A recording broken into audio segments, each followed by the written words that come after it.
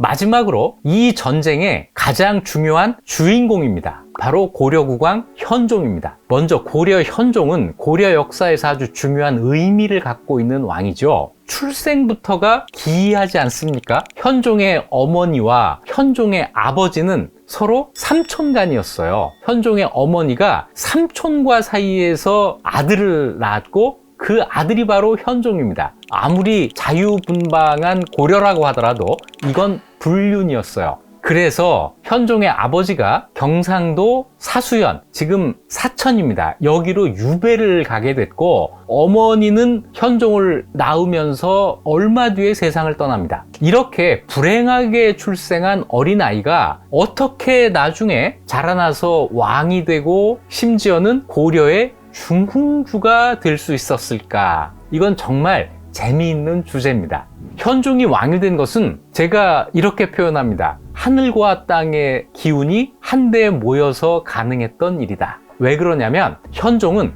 자기의 세력 기반이 전혀 없던 사람입니다. 어려서는 아버지가 유배가 있던 사천에서 성장을 했고 아버지가 세상을 떠난 다음에는 서울로 올라오는데 이때 강력한 경쟁자가 있었습니다. 이모, 그러니까 어머니의 동생이던 흔히 천추태후라고 불리던 사람이죠. 이 천추태후가 외간 남자와 사이에서 아들을 낳았고 이 아들을 왕위에 올리기 위해서 그 경쟁자였던 어린 현종을 죽이려고 했습니다. 그때 현종은 대량원군이라는 이름으로 있었는데요. 자, 먼저 이 대량원군의 머리를 깎아서 스님을 만들었습니다. 그리고 개경에서 멀리 떨어져 있는 지금 서울 삼각산의 신열사라고 하는 절에 거의 쫓아내다시피 하고 사람을 보내서 암살을 하려고도 했고 이렇게 아주 위태위태한 젊은 시절을 보냅니다. 그러다가 18살이 되던 해에 강조가 정변을 일으킵니다.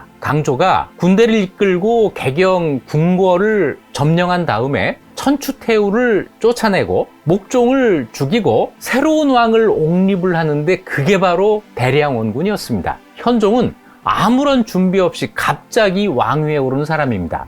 권력은 강조의 손에 있었고 현종은 왕이 되었지만 실권이 전혀 없는 꼭두각시 같은 왕이었습니다. 이렇게 시작을 했는데 바로 다음에 거란이 고려를 공격해오는 전쟁이 벌어집니다. 이 전쟁에서 강조가 출전했다가 사로잡혀서 죽음을 당했고 그것 때문에 현종으로서는 왕권을 회복할 수 있는 기회를 갖게 된 거죠. 현종이 원한 것은 아니지만 결과적으로는 그렇게 된 것입니다. 또 한 가지, 현종은 수도를 버리고 나주까지 피난을 가면서 온갖 풍상을 겪게 됩니다. 흔히 왕이 수도를 버리고 피난한 것을 파천이라고도 하고 몽진이라고도 하는데 몽진이란 말은 먼지를 뒤집어 쓴다라는 뜻이죠. 현종은 정말로 먼지를 뒤집어 쓰고 나주까지 갔다 옵니다. 양규의 활약도 있고 하공진의 활약도 있고 이런 여러 신하들의 도움으로 거란의 2차 침략을 물리치는 데 성공한 다음에 현종은 내가 나주까지 그 고생을 하고 다녀온 덕분에 국난을 극복할 수 있었다. 이렇게 말을 할 수가 있었겠죠. 왕이 이렇게 이야기할 때 누구도 부정하지 못했을 겁니다. 자, 이런 분위기를 이용해서 현종이 왕권을 강화하기 위한 노력을 하는데 이게 정말 대단한 일입니다. 왜냐하면 그때까지 현종은 왕이 되기 위한 수업을 받아본 적이 없기 때문이죠. 이런 사람이 갑자기 왕이 되었는데 한 차례 전쟁을 무사히 거치고 난 다음에 유교 군주의 모습을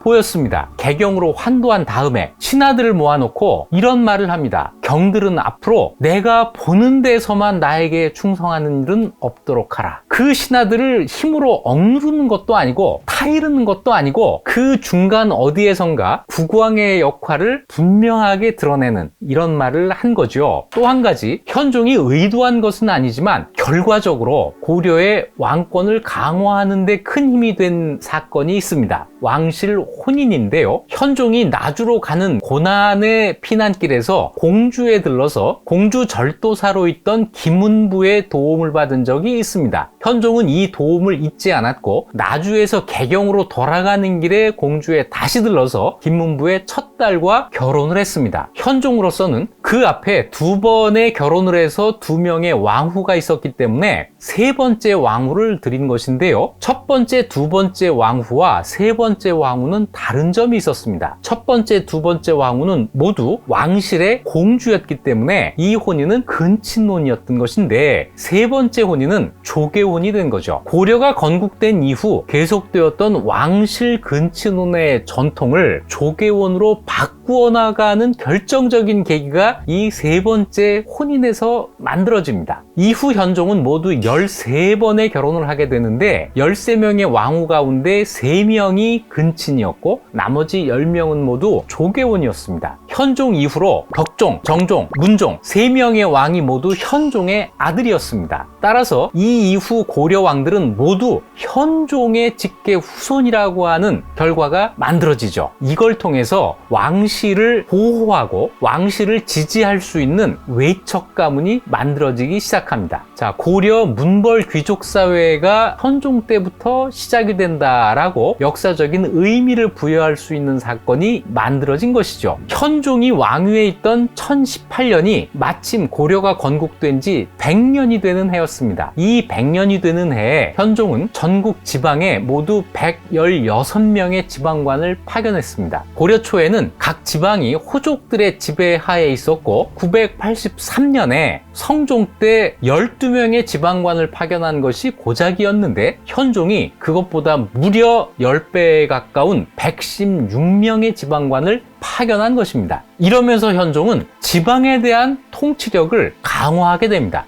중앙에서는 왕권을 강화하고 그것을 가지고 지방에 대한 통치력까지 강화하는 이런 2가지 작업을 동시에 이루게 된 것이죠. 국난을 극복하는 중심에 섰을 뿐 아니라 고려 역사에서는 중흥주라고 하는 의미를 갖게 됩니다. 태조, 현종, 그리고 문종 이 3왕이 고려 왕실에서 중요한 위치를 점하게 되는데 현종의 자리는 바로 고려 왕실의 중흥주라고 하는 것이었습니다. 고려 역사에서 현종은 대단히 중요한 의미가 있다. 그래서 고려의 중흥주다.